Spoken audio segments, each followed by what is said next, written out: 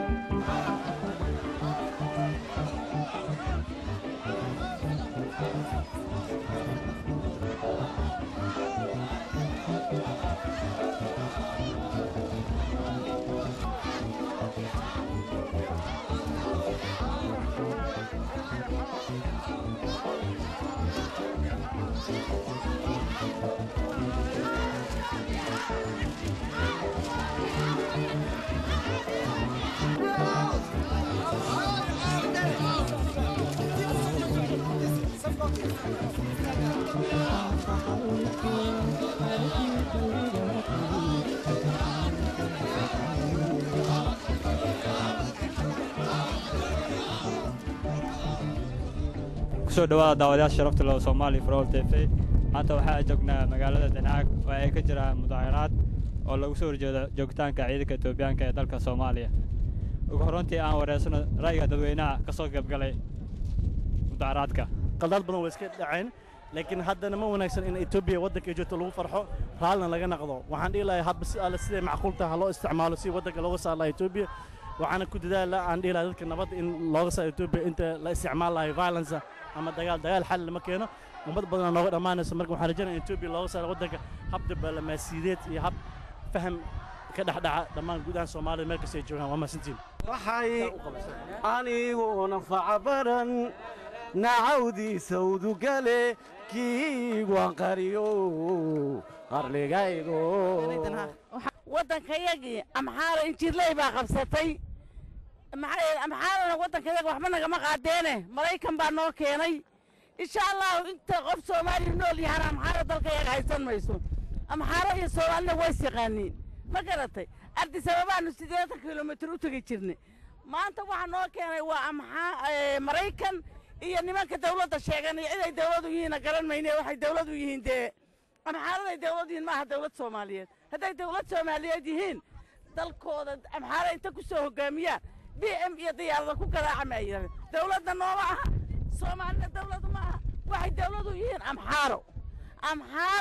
dalkayaga ay maanta baabiinaysan qof Soomaali intuu nool yahay amxaara dalkayaga haysan mayso ka yaabi laakiin ayaga ku baabi'i doonta insha Allah ilaahay idin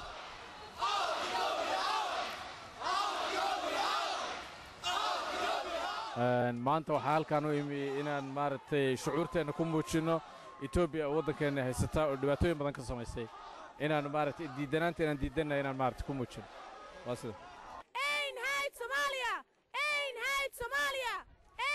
Soomaaliya hurdada ka kaca dalkiinii amxaara qabsatay cadowba isu bahaystay Kenya iyo Itoobiya iyo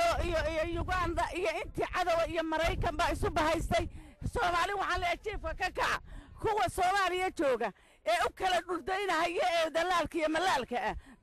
malaalka ka baxan leeyahay ee jiifka ka kaca ee dagaalama ee dalkiina daafacda ee cadowga ka saaran leeyahay jiifidin ma eke waxseed kuursamata arligaygo irbadka ma ridi karo aqooyari bulshadana ku heego waxaan ku darinayaa dadka Soomaalida meel kasta joogta shucuurtooda inay muujiyaan dhibaatada ka jirta dalka oo ay u muujiyaan dadka ku nool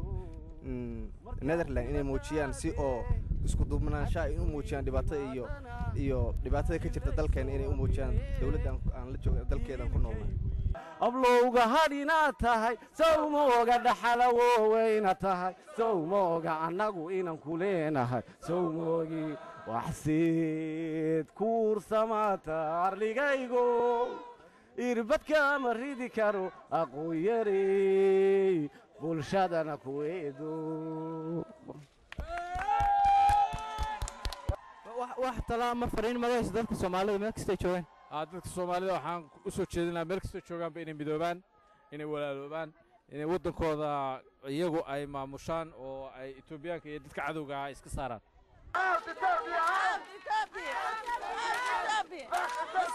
dadka Soomaaliyeed meel kasta ay joogaan maanta dal iyo dibadba waxa u sheegaa inay wadankooda hooyo wax walba dhib iyo dhibaato oo ku sugan inay ka baraan baxaan ay dhibaatada maanta Itoobiya wadankeena ku haysi dadkeena maatada oo lagu garaacayo madaafiicda koleyba telefishinada adduunka ayaa maanta adduunweynaha waxaan tusinaynaa in wadankeena Soomaaliya aad uga xunnahay dhibaatada haysato meel kasta joogaan Soomaali ay hal mid noqoto Soomaaliina ha noolaato ciyaartii naga horreysa sheegtay marka horta aad iyo aad ugu mahadsantihiin maarta shucuurta muujiseen waxa meesha loo yimidna waa la yaqaanaa waa Itoobiya maanta dhulkeenna haysata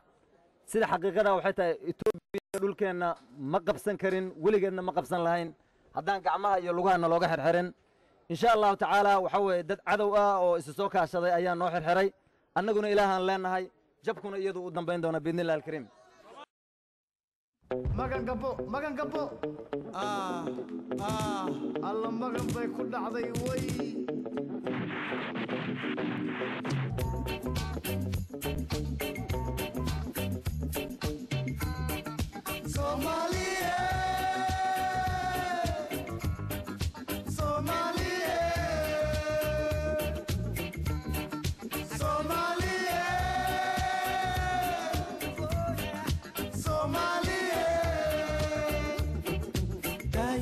dagaalkani dalkii buu dumay dadkii dalka joogayna dawlad doonayaan